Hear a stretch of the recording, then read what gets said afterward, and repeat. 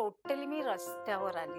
अरे बापरे! म्हणजे तुला अगदी म्हणजे बिलीव्ह करणार नाही. तुला आता माझ्याकडे बघितल्यावर असं तू म्हणणार नाही की अरे ह्या ताई ह्या फेजमधून गेल्यात. म्हणजे कधी-कधी वेळेला अन्न देखील नव्हतं मला. अशा आजही अंगावर बोलताना काटा येतो मला. ते आर्थिक आपल्याला सहाय्य व्हावं या हिशोबाने तुम्ही सुरुवात केली. सुरुवातीला मी पॅशन म्हणून मी जे चालू केलेलं होतं YouTube चॅनल, ते मग माझी ती गरज बनली. ह्या क्षेत्रामध्ये अपयश पचवण्याची ताकद हवी, रोज नवीन शिकण्याची वृत्ती हवी, पेशन्स मेन आहे, महत्वाचं आहे, आणि एक जिद्द. हे ज्या 4 गोष्टी ठेवल्यात मनामध्ये अगदी बाळगून की मग तुम्ही सक्सेसफुल कॉन्टेंट क्रिएटर होणार, यात शंकाच नाही. माझं वय 60 आहे. या 60 एजमध्ये मला विरार ते उल्हासनगर, ठाणे, डोंबिवली, कल्याण, वेस्टर्न लाईनचं अप टू चर्चगेट कुठून कुठेही शूट आलं की पळावं लागतं. आणि वेस्टर्न लाईनची तर गर्दी तर तुला माहिती आहे. अगदी लिटरली आम्ही स्टँडिंग जातो, 2-2 तास स्टँडिंग जातो. ह्या क्षणी आम्ही स्वतःचे एडिटर, स्वतःचे कॅमेरामन, सगळं काही अँकरिंग पण आम्ही, व्हॉइसवरही आम्ही सगळं आमचं आम्ही करतोय, आणि त्याच्यात मी समाधानी आहे.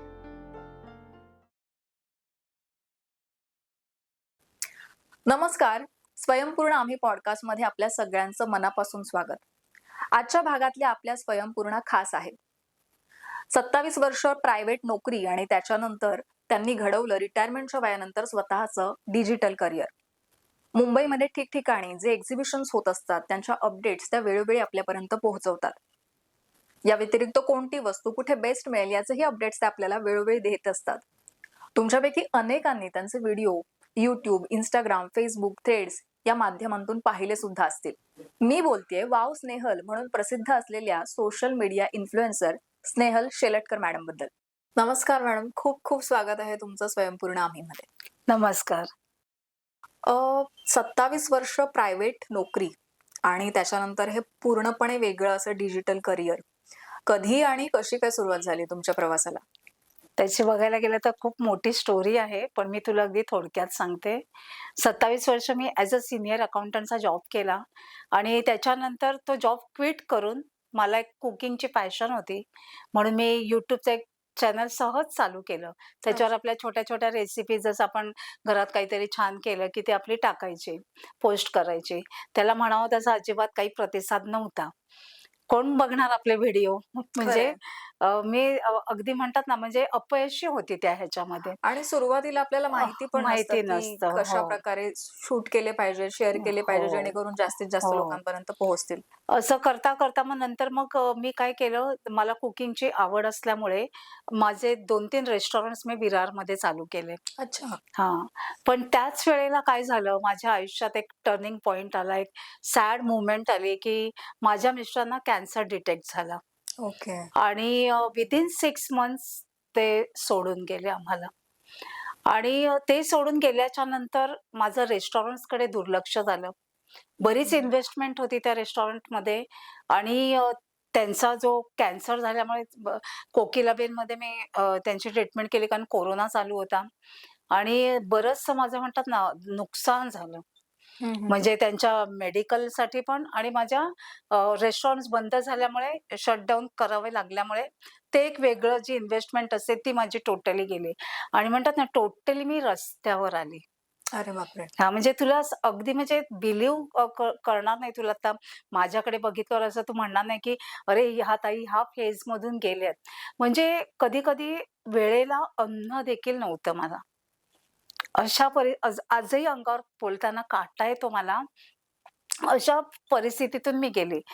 तेव्हा मग मी ठरवलं की आता रेस्टॉरंट तर मी बंद केलेलेच होते, की काहीतरी आपण एक वेगळं करूया. म्हणून मग मी डेली व्लॉग करायला लागले घरच्या घरीच. पण ते डेली व्लॉग पण मला त्याच्यात अपयश आलं. कोणी बघायचे नाहीत. 200, 300, 400 व्ह्यूज.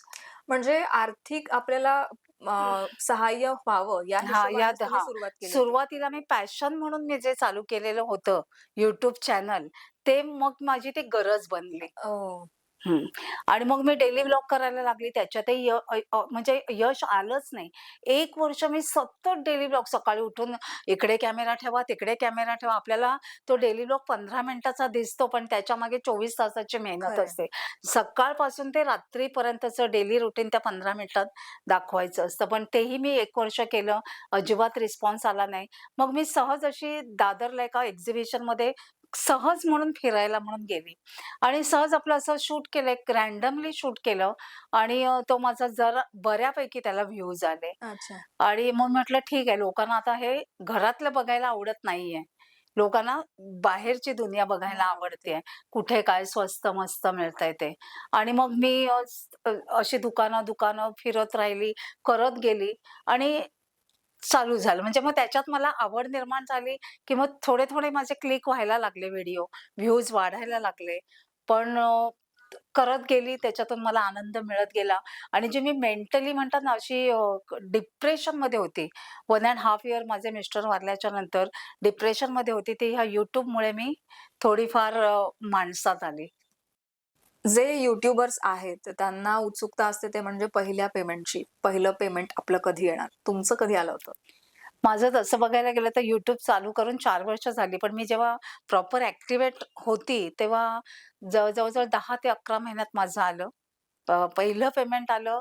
एवढा मला आनंद झाला म्हणून सांगू, कारण तेव्हा माझी परिस्थिती पण अगदी हालाकीची होती आणि पहिलंच पेमेंट माझं 23 जानेवारी 2024ला आलं ₹16,000 आणि तुला सांगू तो माझा वाढदिवस आहे त्या दिवशी हो. आणि वाढदिवशी मला YouTubeनी असं एक मस्त गिफ्ट मिळालं. सरप्राईज दिलं. तेव्हा माझ्या अंगात एक म्हणतात ना अजूनच स्फूर्ती आली आणि मी नवीन जोमाने कामाला लागली. आणि मग तिकडून तुमचा तो प्रवास सुरूच झाला. मग परत मागे वळून कधी पाहिलंच नाही. हां. आणि मग तेव्हाच मुलगा मला म्हणाला, की "मम्मी फक्त YouTube काय करतेस? तू Insta पण चालू कर." अच्छा. हां, मग तेव्हा मला Instaवर कसं साधं आपलं काहीतरी रेसिपी केली, पोस्ट केलं असं होतं. एक प्रॉपर म्हणतात ना करिअरच्या दृष्टीने मी Instagramकडे बघितलं नव्हतं. मग मी हे जेव्हा माझं YouTubeचं पेमेंट आलं, तेव्हा मग मी Instagram पण ऑफिशियली अर्थार्जन करायच्या दृष्टीने ते चालू केलं. म्हणजे डेली करणं म्हणजे एक तो काय म्हणतात कन्सिस्टन्सी पाहिजे, हं, हं, हं. तरच आपण त्याच्यात ग्रो करू शकतो. बरोबर. मग तसं मी ते चालू केलं. आणि आता तुम्ही एक्झिबिशन्स करता, इव्हेंट्स करता, तर तो मार्ग तुम्हाला कधी सापडला, की आपण एक्झिबिशन्स कव्हर करावेत, शॉप्स कव्हर करावेत आणि मग तोच मार्ग धरून तुम्ही आता पूर्ण तुमचं हो. जे करियर आहे ते केलेलं आहे. तर त्याला कधी सुरुवात केलीत मग तुम्ही? सांगते काय, सुरुवातीला मी रेसिपी केली, त्याच्यानंतर डेली व्लॉग केले.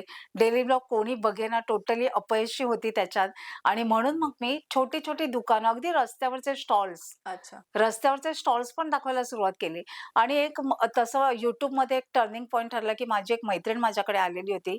ती मला म्हणाली, की "अगं गोदरेजमध्ये ना मला फर्निचर घ्यायला जायचं आहे." म्हणून आम्ही सहज गोदरेजचं फर्निचर घ्यायला गेलो. तिच्या काहीतरी तिचं रिसॉर्ट आहे सफाळ्याला. तर तिच्या रिसॉर्टसाठी आम्हाला फर्निचर घ्यायचं होतं. विरारमध्येच गोदरेजची मोठी शोरूम आहे, तिथे गेलो आणि मी त्यांना सहज विचारलं, की "मॅडम आम्हाला शूट करायला द्याल का?" कारण तेव्हा परमिशन पण आम्ही भीत-भीत म्हणजे मी विचारायचे. अच्छा. आता लोकं समोरून मला अप्रोच खरंय. होतात, पण जेव्हा मी नवीन होते तेव्हा अक्षरशः आम्हाला भीतीच वाटायची. मग मी विचारलं, की "द्याल का?" तर म्हणाले, "हो, करा." आणि मग मी काहीतरी एक 10-15 मिनिटाचा तो पूर्ण शोरूम एक्सप्लोर केली आणि जवळ त्याला 4,00,000 व्ह्यूज आले. काय सांगता? 4,00,000 व्ह्यूज आले आणि मग मी लोकांपर्यंत पोहोचली. आणि मग मला अनेक दुकानदार सगळेजण बोलवायला लागले. एक्झिबिटर्स पण, की "मॅडम आमचं एक्झिबिशन कव्हर करा, आमचं शॉप एक्सप्लोर करा." आणि मग मी आता मागे वळून पाहिलंच नाही. म्हणजे तोच जो व्हिडिओ होता तो तुमचा व्हायरल हो, झाला होता व्हायरल झाला पहिला. गोदरेजचा. आणि आता तुमचं हे जे डिजिटल करियर आहे, ते साधारण 2 ते 3 वर्षांचं आहे. हो, 2च. पण तुमची जी नोकरी होती, ती तुम्ही जवळपास 27 वर्ष केली. हो. तर काय जास्त तुम्ही एन्जॉय केलंत? नोकरी, नोकरदार महिला असणं, की आता सोशल मीडिया इन्फ्लुएन्सर असणं? तुला सांगू नोकरी तर एक एक आपण म्हणतो ना, तरुण वयात ती आपल्या फॅमिलीची गरज, आपली स्वतःची गरज, नोकरी करणं. तेव्हा काय आपल्याला कोणी असं म्हणजे म्हणतात ना, अवेअरनेसच नव्हता, की सोशल मीडियातून आपल्याला एवढं मिळेल. जे नेम, फेम पैसा आत्ता मिळतोय, तर तेव्हा काय वाटायचं एक आपली सकाळी 9 ते 5 नोकरी केली, की एक ठराविक रक्कम आपल्याला येणार आहे. सेफ हां. इन्कम येत हां असतं. आणि तेव्हा आपले सगळे ई-एम-आय वगैरे चालू असतात, मुलांचं एज्युकेशन चालू असतं. त्यामुळे आपल्याला फिक्स इन्कमची गरज असते. अ, त्याच्यामुळे त्या वयात मला नोकरी सुटेबल होती.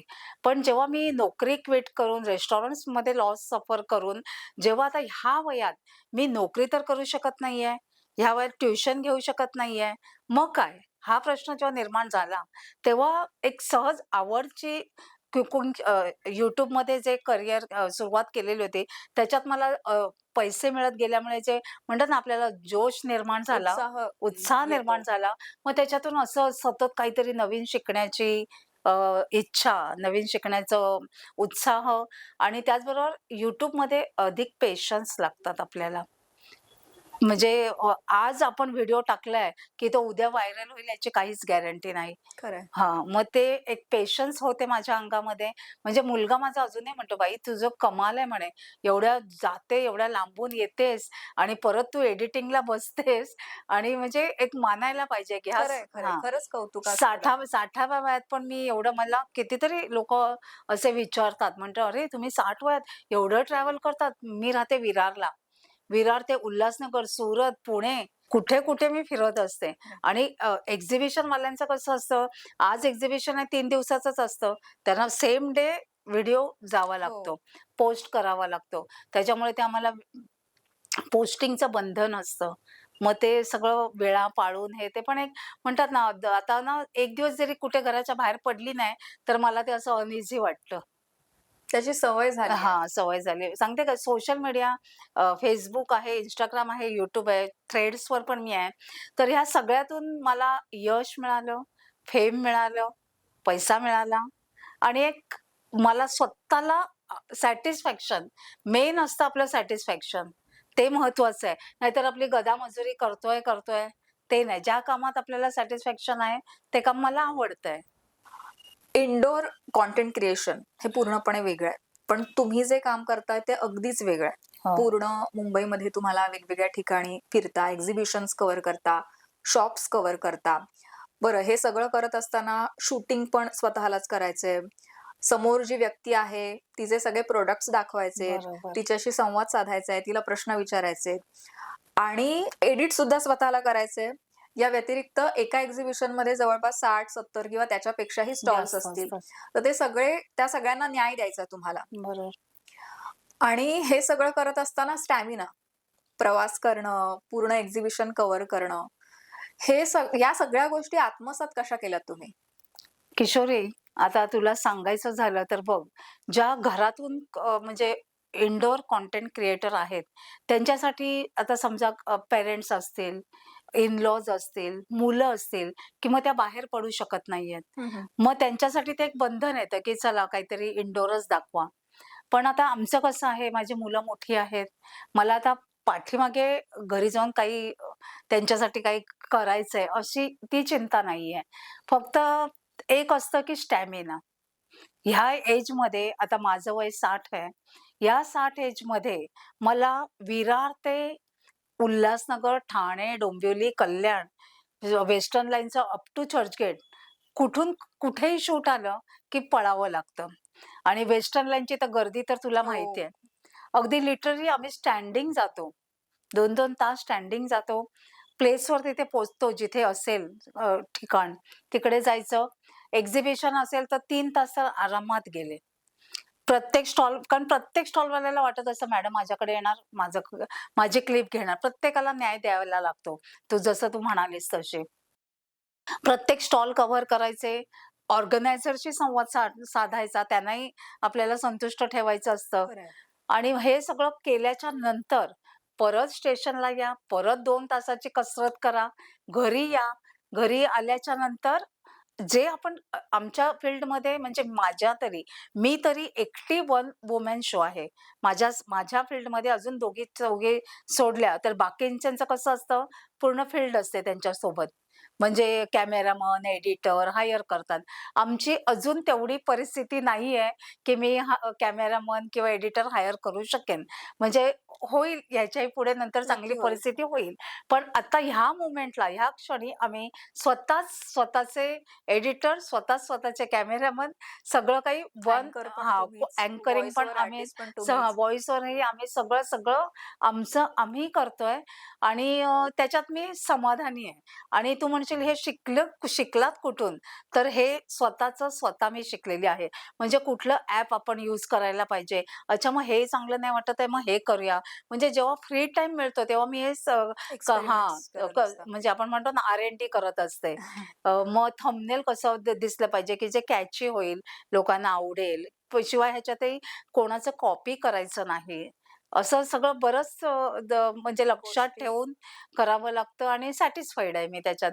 रोज नवीन-नवीन शिकायला मिळत असतं. अगदी बरं वाटतं.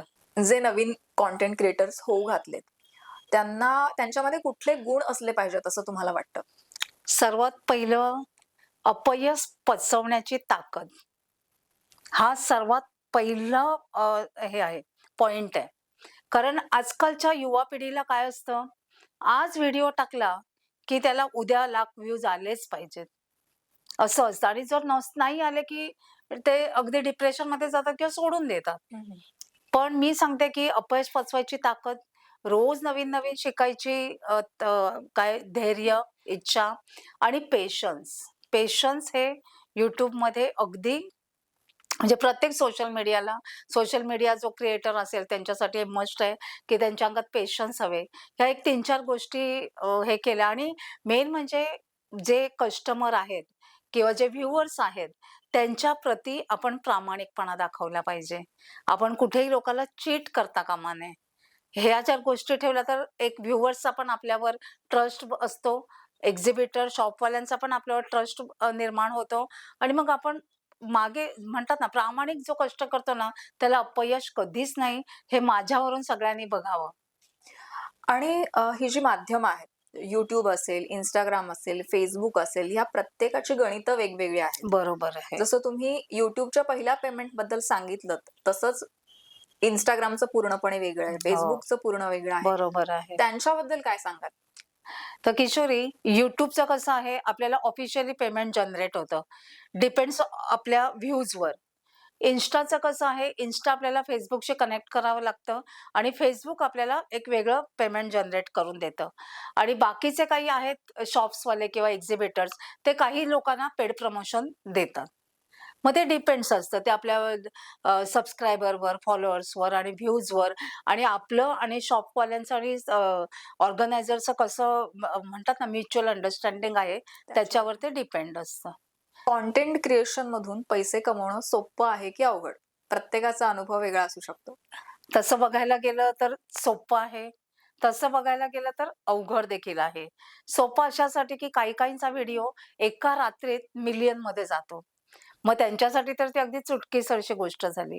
काहींचे बिचारे 10-10 वर्ष पोस्ट करतायत, तरी पण होत नाही. त्यांचा व्हायरल होत नाही. तर हे म्हणजे ह्या फील्डमध्ये काय आहे, लक हे मॅटर करतं. कन्सिस्टन्सी तुम्ही किती व्हिडिओ डेली अपलोड करताय, मग आपलं चॅनल तसं-तसं ग्रो होत जातं. जर तुम्ही कन्सिस्टंट नसाल, तर नॅचरली तुमचं चॅनल खालीच जातं. कारण YouTubeचं एक हे असतं म्हणजे कुठलाही YouTube, Facebook, Insta जेवढं तुम्ही डेली पोस्टिंग कराल, तसं तुमचं पेज ग्रो होत जातं. लोकांपर्यंत तुम्ही तितके पोहोचता. त्याच्यामुळे मी तर म्हणेन की कन्सिस्टन्सी, प्रामाणिक मेहनत हेच आणि लोकांना काय आवडतंय ते हां, तर ते समजून आपल्याला घेणं. कळलं पाहिजे. म्हणजे आता माझ्या व्ह्यूअर्सना काय आवडतं हे मला माहिती आहे. आता डेली ब्लॉग करणाऱ्यांना काय आवडतं ते त्यांना माहिती आहे. प्रत्येकाचा अनुभव. रेसिपीज म्हणजे प्रत्येक क्रायटेरियाचे काही लोकं गेमवाले असतात. गेमिंग करतात. हो. हां, मग प्रत्येकाचे क्रायटेरिया वेगळा आहे. आता माझ्या ह्याच्यात मी काय करते लाईफस्टाईल एक्सप्लोर करते. हं. मग त्याच्यात साड्या, ड्रेसेस भांड्यांपासून, प्रॉपर्टीपासून मी सगळं दाखवते आणि लोकांना ते आवडतं बघायला. कुठे काय माझी टॅगलाईनच माझी असते, की कुठे काय स्वस्त आणि मस्त मिळेल ते बघण्यासाठी माझ्या चॅनलला फॉलो करा. अर्थार्जनासाठी कंटेंट क्रिएशनचा सल्ला द्याल का तुम्ही कोणाला? तरुण पिढीला मी म्हणेन, की अगदी जर तुम्हाला करियर करायचंच असेल, तर अगदी म्हणजे म्हणतात ना 18-20 झालात, की ह्या क्षेत्रात या. म्हणजे जर करियर करायचं असेल. खूप लवकर यायला खूप पाहिजे. लवकर. कारण मेहनत अगदी तंगडतोड मेहनत करा. तुम्हाला यश हे मिळेलच. आणि काहींना असं वाटतं, की नोकरी करूनही आता कितीतरी यूट्यूबर्स असे आहेत, की ते सकाळची नोकरी करून सॅटर्डे, संडे हे करतात. म्हणजे एक असतो ना जे सुरुवातीचे 2-4 वर्ष आहेत, ते काहींना फिक्स इन्कम हवं असतं. मग त्यासाठी तुम्ही नोकरी करून साइड बाय साइड हे करा आणि मग जसं-जसं ग्रो होईल, तसं मग आपली नोकरी क्विट करा. म्हणजे दोन्ही ऑप्शन्स आहेत.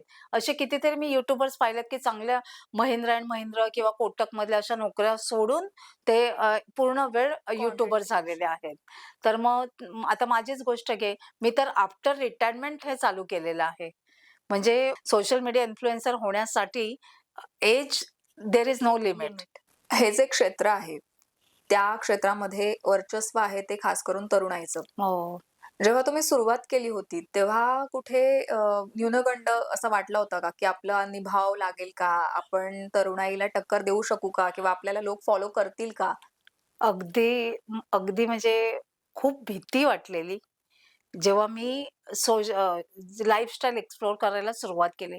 जोपर्यंत मी रेसिपी आणि डेली ब्लॉग करत होते, तेव्हा काही वाटलं नाही. पण जेव्हा मी मार्केटमध्ये उतरली आणि तेव्हा माझ्या नजरेस आलं, की अनेक तरुण मंडळी या क्षेत्रामध्ये आहेत आणि आहे. सरस आहेत माझ्यापेक्षा. तेव्हा कुठेतरी एक म्हणतात ना, असा एक कॉम्प्लेक्स आलेला, की बापरे! ह्यांना आपल्याला टक्कर द्यायची आहे. पण एक टचवूड म्हणा किंवा माझे आपले प्रयत्न, कामावरची निष्ठा ह्या सगळ्यामुळे आज मी म्हणजे तुला सांगायला मला अभिमान वाटेल, की जेवढे आमचे यूट्यूबर्स आहेत ते सगळे मला माझ्या मुलांसारखे आहेत. कारण आज मी त्यांच्या आईच्या वयाची असून देखील मी आज त्यांच्या खांद्याला खांदा लावून काम करते आणि ह्या क्षेत्रात त्यांच्या एवढंच नाव कमावलंय. तरी माझ्यासाठी तरी अभिमानाची गोष्ट आहे. कोणी म्हणो नाही म्हणो, पण मी स्वतः सॅटिस्फाईड आहे. नाही, खरंच ही अभिमानाची गोष्ट आहे आणि म्हणूनच मी तुम्हाला हो. इन्व्हाईट केलंय खरं तर. आता तुम्ही म्हणालात, की तुमचे जे प्रतिस्पर्धी आहेत, ते तरुण आहेत हो. तुमच्यापेक्षा, मुलांच्या हो, वयाचे आहेत. अर्थातच. जेव्हा तुम्ही भेटत असाल एक्झिबिशन्समध्ये किंवा फील्डवर, तेव्हा त्यांच्या प्रतिक्रिया काय असतात तुमच्यासाठी? ॲप्रिशिएटच करतात ते. त्यांना कौतुकच वाटतं. म्हणजे त्या असे म्हणतात, की "ताई, आमची आई तुमच्या वयाची आहे आणि त्यांची आई घरात बसलेली आहे आणि मी फील्डवर आहे आणि जाऊन मला सगळं करायचं एडिटिंग." म्हणजे त्यांना एक म्हणतात ना, एक असं कौतुक वाटतं, की आपल्या आईच्या वयाची ही ताई आज एवढं सगळं करतेय. पैसे तर कमवते, नेम कमवते, फेम कमवते आणि त्याचबरोबर हे सगळं जे टेक्नॉलॉजी आहे, ती पण मला येते. हा एक विशेष म्हणजे त्यांच्या दृष्टीने एक त्यांना ते वेगळं वाटतं. ट्रोलिंगचा कधी सामना करावा लागलाय? किंवा निगेटिव्ह कमेंट्सकडे कसं पाहता तुम्ही? तसं बघायला गेलं तर ट्रोलिंग माझं अजून तरी काही झालेलं नाहीये. निगेटिव्ह कमेंट्स कधीतरी 100त एखादी असते. पण जेव्हा ज्या अर्थी आपण सोशल मीडियावर आहोत, त्या अर्थी निगेटिव्ह कमेंट्स येणारच. तर त्या ह्याच्याकडे पण मी पॉझिटिव्हरित्या बघते आणि त्यांना व्यवस्थित उत्तरं देते. म्हणजे काही-काही कधीतरी व्ह्यूअर्स मला विचारतात, की "ताई, तुम्ही ह्याची प्राइसच सांगत नाही. मग तुमचा व्हिडिओ बघण्यात काय अर्थ आहे?" तर मग मी म्हणते, की बघा समोरची व्यक्ती आम्हाला प्राईस सांगायला हवी ना त्या व्यक्तीने, तरच आम्ही तुमच्यापर्यंत ती प्राईस सांगू शकतो. मग असं त्यांना जे आमचं सिच्युएशन झालेली असते, ती मी त्यांना सांगते. मग त्यांना पटतं ते. त्याच्यामुळे मी निगेटिव्ह कमेंट्सकडे पण पॉझिटिव्हरित्याच बघते. आणि कंटेंट क्रिएशनमध्ये जर कोणाला उतरायचं असेल, तर त्यांनी काय मनाची तयारी करायला हवी सुरुवातीला असं तुम्हाला वाटतं? किशोरी, तुला मगाशी सांगितलं तेच मी परत एकदा सांगते, की ह्या क्षेत्रामध्ये अपयश पचवण्याची ताकद हवी, रोज नवीन शिकण्याची वृत्ती हवी, पेशन्स मेन आहे, महत्त्वाचं आहे आणि एक जिद्द. हे ज्या 4 गोष्टी ठेवल्यात मनामध्ये अगदी बाळगून, की मग तुम्ही सक्सेसफुल कंटेंट क्रिएटर होणार. यात शंकाच नाही. आणि आता बोलूया तुमच्या अचीव्हमेंट्सबद्दल. तुम्ही झी मराठीवरचा किचन क्वीन नावाचा जो शो होता, त्याच्या विनर आहात. हो. तर तो अनुभव कसा होता? झी मराठीला ॲक्चुअली मी 2दा येऊन गेलेली होती. एक होतं आम्ही सारे खवय्ये संकर्षण कराडेचं अच्छा. त्यांचा एपिसोड असायचा. तर तेव्हा मला रेसिपी करण्यासाठी बोलवलेलं होतं. माझा एक स्कूल फ्रेंड आहे, त्याची मिसेस तिने मला सांगितलेलं होतं, की "येशील का तू अशी?" मग तेव्हा मी गेलेली होती. त्याच्यानंतर सेकंड टाईम महाराष्ट्राचे किचन क्वीन ह्या एक त्यांचा स्पर्धात्मक कार्यक्रम होता, की जिथे रेसिपी करून दाखवायची होती. बऱ्याच प्रमाणात कॉन्टेस्टंट आलेले होते आणि त्याच्यात एका एपिसोडची मी टायटल विनर झालेली होती. महाराष्ट्राचे किचन क्वीन झालेली होती. माझ्यासाठी खूप आनंददायी असा क्षण होता आणि पण अफसोस की तेव्हा माझे मिस्टर नव्हते तो कार्यक्रम बघायला. आनंद हां, म्हणजे बघण्यासाठी. मिस्टरांच्या नंतर हे झालेलं होतं आणि जे आम्ही सारे खवय्ये होते तेव्हा मिस्टर होते. त्यांना तेव्हा प्रचंड आनंद झालेला होता, की आपली मिसेस झी टीव्हीवर आलेली आहे. तर एकंदरीत छान अनुभव होता. आनंददायी म्हणतात ना, खूप हॅपी मोमेंट होते त्या. आणि तुम्हाला एक पुरस्कार सुद्धा मिळालाय. हो. महाराष्ट्र गुणगौरव हो, पुरस्कार. हो. तर तो कशासाठी मिळालाय? कोणत्या कामासाठी मिळाला ते एकदा सांगा? हां.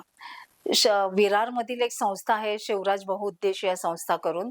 तर त्यांनी मला हा महाराष्ट्र गुणगौरव पुरस्कार दिलेला आहे आणि तो अशासाठी, की मी स्त्रियांसाठी अनेक काम करते. आता तू म्हणशील, की कसलं काम? तर आपल्यासारख्या अनेक स्त्रिया आहेत, की ज्यांच्याकडे खूप टॅलेंट आहे, हिडन टॅलेंट आहे. काही क्रोशाच्या वस्तू करतात किंवा काही कागदांपासून फुलं बनवतात किंवा असे छोटे-मोठे व्यवसाय घरातून करतात.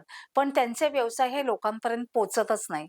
मग मी अशा स्त्रियांचं काय करते, एक 10-10 जणींचं एक सेशन घेते आणि त्यांना गाईड करते, की सोशल मीडिया थ्रू जसं की Facebook, YouTube, Instagram थ्रू तुमचा व्यवसाय कसा रीच होईल लोकांपर्यंत.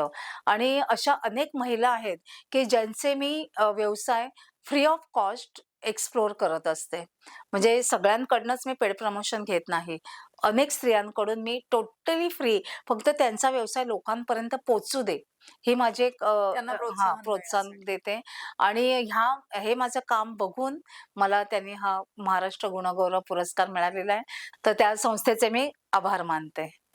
1-1 तासाचे व्हिडिओ बनवल्यानंतर एक्झिबिशन्सचे अ, त्याचं एडिटिंग हा एक वेगळा विषय, वेगळा टास्क असतो आणि तुमचा मुलगा पण याच क्षेत्रात आहे. तर अ, त्याची तुम्हाला काही मदत होते का याच्यामध्ये? हो, माझा मुलगा आहे. इट्स प्रथमेश या नावाने त्याचं पेज आहे. तो मोस्टली स्टेकेशन वगैरे एक्सप्लोर करत असतो. पण किशोरी तुला खरं सांगू, मला अजिबात त्याची मदत होत नाही. कारण त्याचं क्षेत्रच वेगळं आहे. क्षेत्र म्हणण्यापेक्षा त्याचा जो क्रायटेरिया आहे तो वेगळा आहे आणि तो त्याच्या कामात एवढा प्रचंड बिझी असतो.